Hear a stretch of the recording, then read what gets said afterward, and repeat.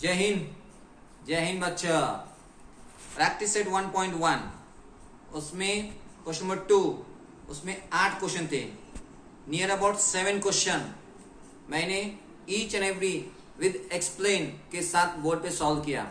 आखिरी का क्वेश्चन और मेरे लिए मुझ पे एक दया दिखाओ, तुम मुझ पे दया दिखाओ। हाँ, क्या दया दिखाने की सर? जो तुम्हारे दोस्त थे गांव की तरफ, बस उनको इतना बोल दो कि YouTube चैनल पे 10th स्टैंडर्ड के जो बच्चे हैं उनको बोलो कि डेली एक वीडियो अपलोड होता है और ईच एंड एवरी कंसेप्ट समझाया जाता है।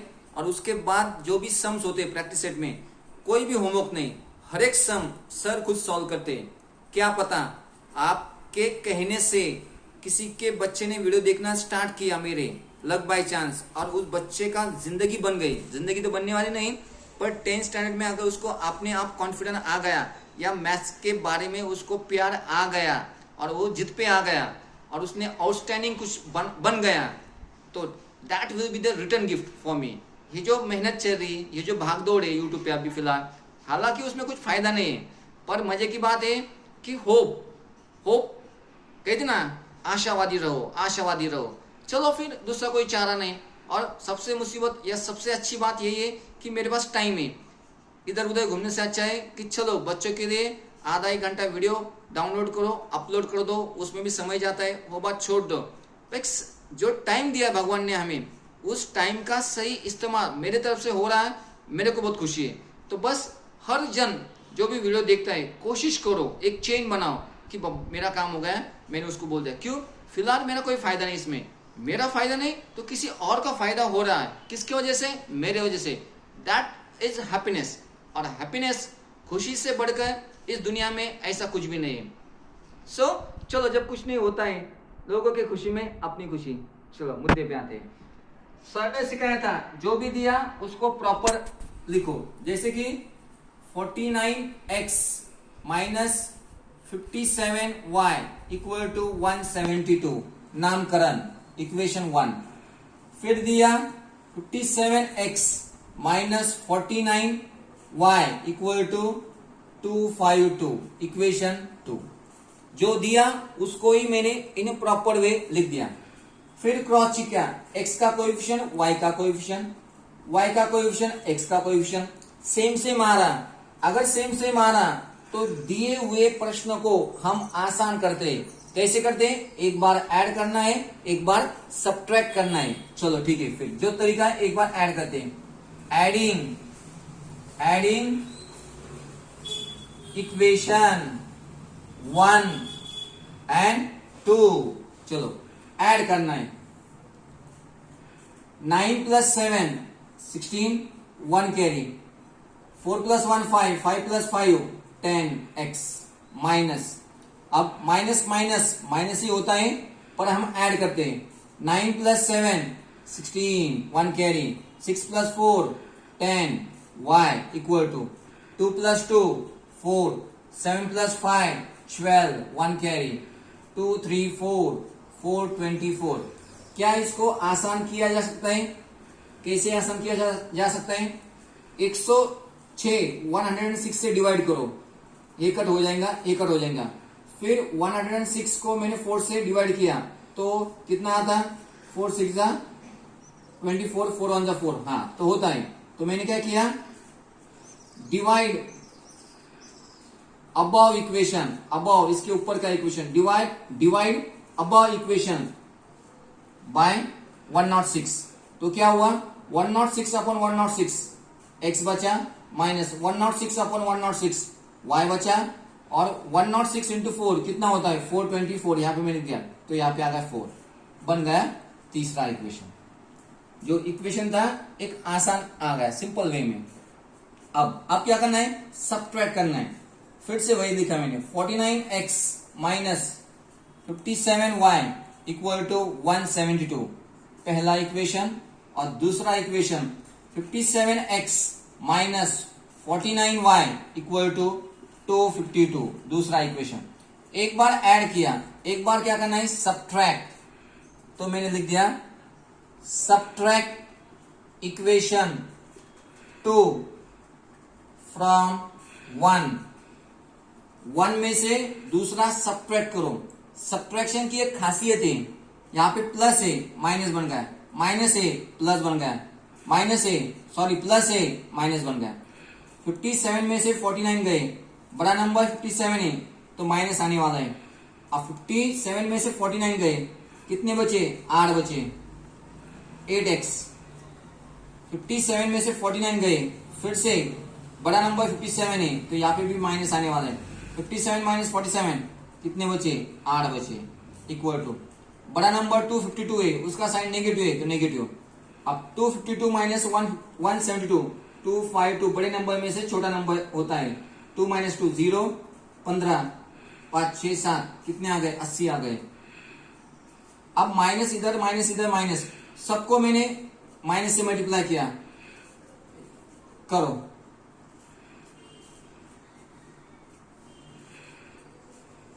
Multiply above equation by negative sign and divide by 8। Minus से भी मल्टीप्लाई करो और 8 से डिवाइड करो। Minus into minus plus 8 upon 8 x, minus into minus plus 8 से डिवाइड किया y equal to minus into minus plus 8 से डिवाइड किया 8 टेन जा 80। अब आया तीसरा क्या? Fourth equation. अब काम की बात, ये दो इक्वेशन एक सिंपल वे में आ गए। तीसरा इक्वेशन क्या है? x minus y equal to 4, और दूसरा क्या है? फोर्थ वाला x plus y equal to 10। चलो, y के कोएफिशिएंट सेम है, x के भी सेम है, पर यहाँ पे प्लस है यहाँ पे माइनस है, तो इनको ऐड करो तो और काम आसान होगा। x plus x 2x, plus minus cancel, 10 plus 4 14, x equal to 14 upon 2 कितना आया? 2 7 जा 14। तो x की वैल्यू कितने आ गई? x की वैल्यू आ गई 7। अब उसको एक तो 3 में नहीं तो 4 में पुट करो, तो मैंने 3 में पुट किया। अब मेरे पास जगह नहीं से मैं थोड़ी एडजस्ट कर रहा। Put x equal to 7 in equation third. x के जगह पे 7 minus y equal to 4, minus y अपनी जगह पे 4 अपनी जगह पे 7 ने जगह छोड़ी, प्लस का बन गया माइनस, तो माइनस वाई इक्वल टू 7 में से 4 गए 3 बचे, बड़ा नंबर 7 है उसके साइन नेगेटिव, तो y कितना आया? माइनस माइनस कट हो गया दोनों साइड पे। अब सॉल्यूशन में क्या होता है? पहले x होता है बाद में y होता है, तो x की वैल्यू कितनी आ गई? 7, y की वैल्यू कितनी आ गई? 3। This is the final answer. चलो, प्रैक्टिस सेट 1.1 सॉल्व हो गई। किसके भरोसे पे? Linear equation in 2 variable. उसको सॉल्व करने के लिए बस उन्होंने कहा था सॉल्व, कहा था बाय सब्स्टिट्यूशन मेथड नहीं कहा था, और एलिमिनेशन मेथड। हमारे पास 2 मेथड है, पर जब उन्होंने बस सॉल्व कहा तो दोनों में से जिसको जो पसंद है, जो सही रास्ता है, सही रास्ता दोनों भी है, पर सही खुद के लिए आसान रास्ता जो होता है अपने लिए, किसी को एलिमिनेशन मेथड पसंद आती है, किसी को सब्स्टिट्यूशन मेथड पसंद आती है, उसके हिसाब से सॉल्व करना है। अगर किसी ने कह दिया solve the linear equation in 2 variable by elimination method, तो एट एनी कॉस्ट जितने भी बच्चे पेपर देने वाले हैं सबको एक ही मेथड सॉल्व करनी है।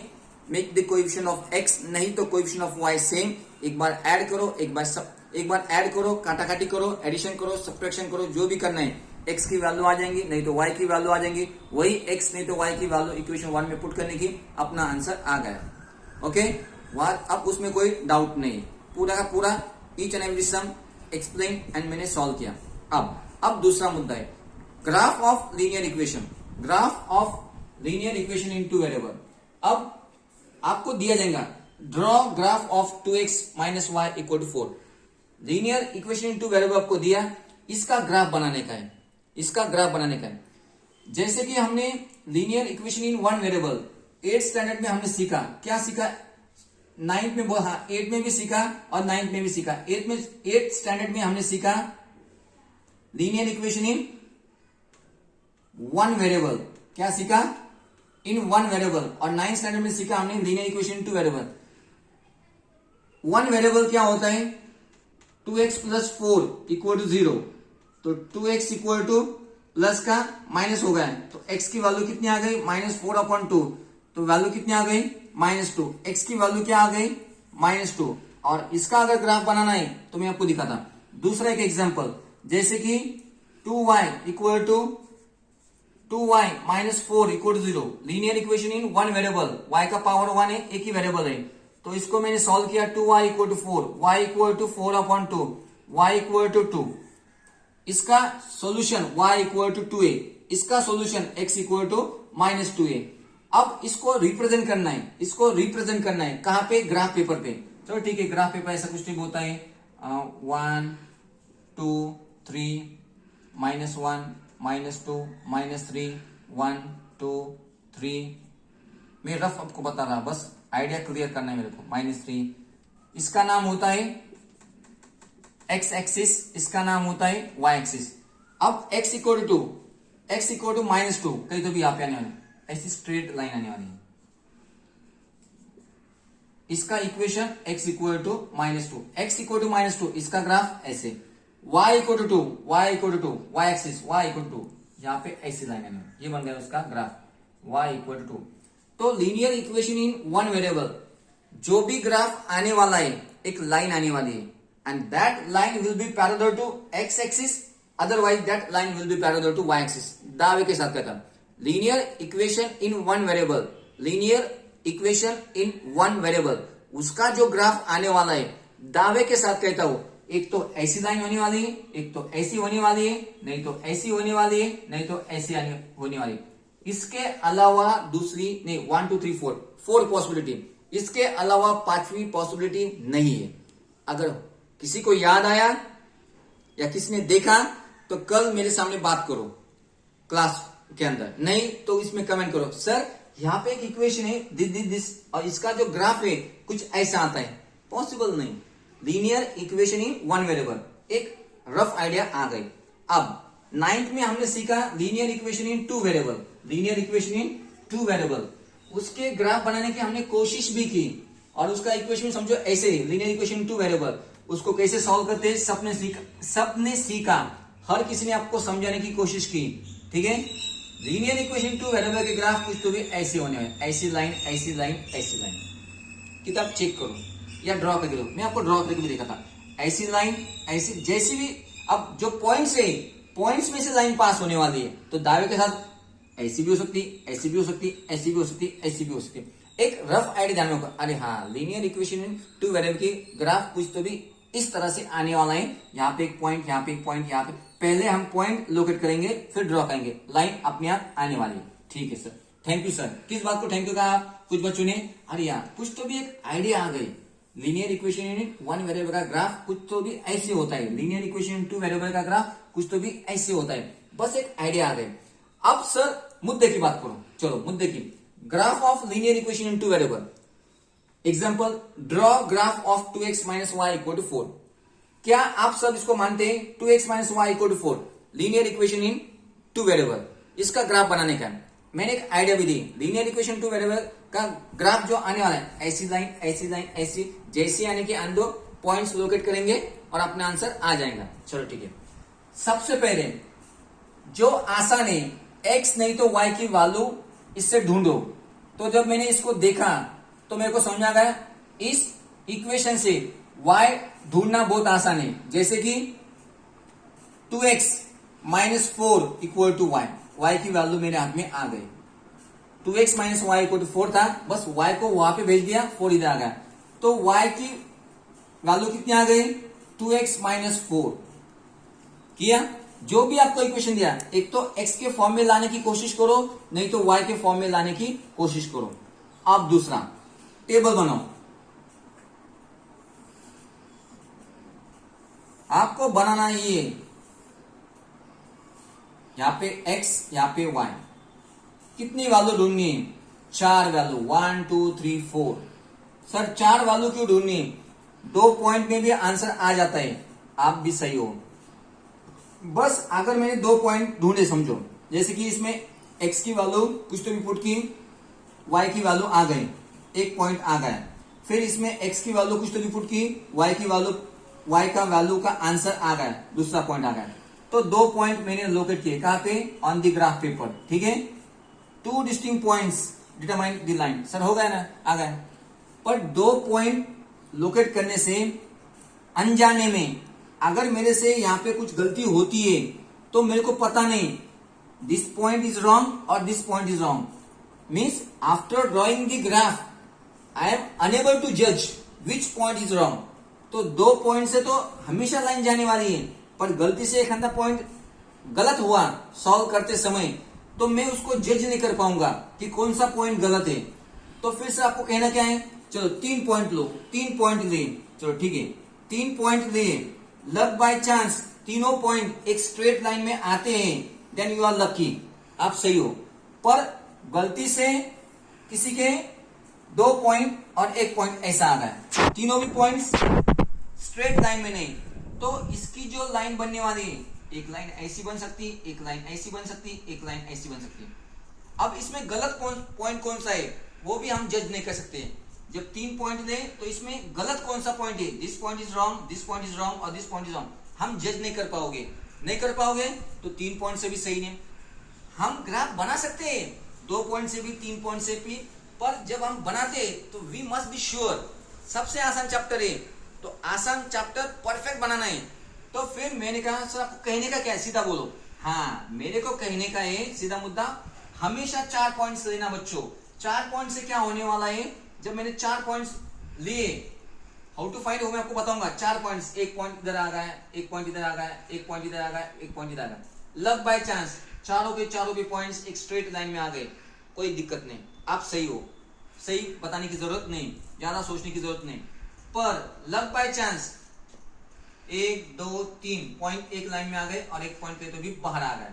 अब क्या होने वाला है, जो मैक्सिमम पॉइंट्स होते हैं मैं उनको जोड़ दूंगा, और जो 1 पॉइंट बाहर आ गया, अब 3 पॉइंट एक स्ट्रेट लाइन में, 1 पॉइंट बाहर आ गया, इसका मतलब है अगर मेरे को सोचना है तो मेरे को इस पॉइंट के बारे में फिर से एक बार सोचना पड़ेगा, अरे यार हाँ इधर कहीं तो भी गड़बड़ हो गई।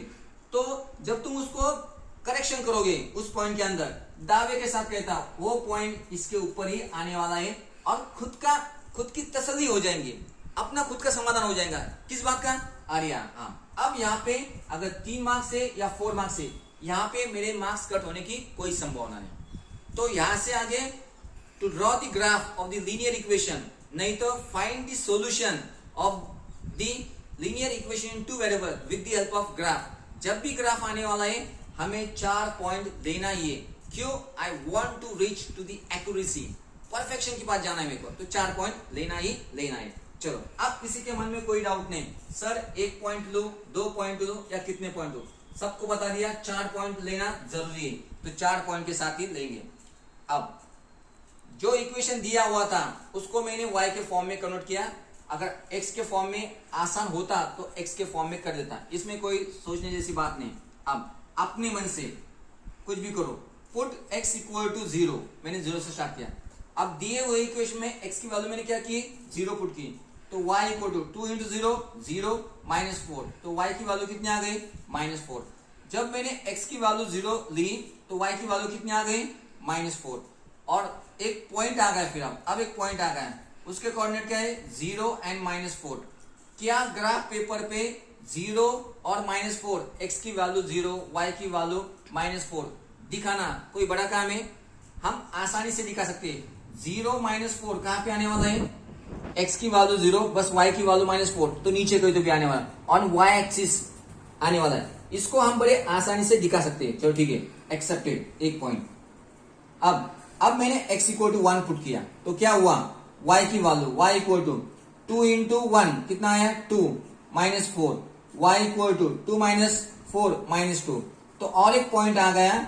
जब मैंने x की वैल्यू 1 पुट की तो y की वैल्यू कितनी आ गई, -2, तो दूसरा पॉइंट 1 -2, और ग्राफ पेपर पे x की वैल्यू 1 और y की वैल्यू -2 बड़े आसानी से हम दिखा सकते हैं। वेरी गुड, कोई जवाब नहीं।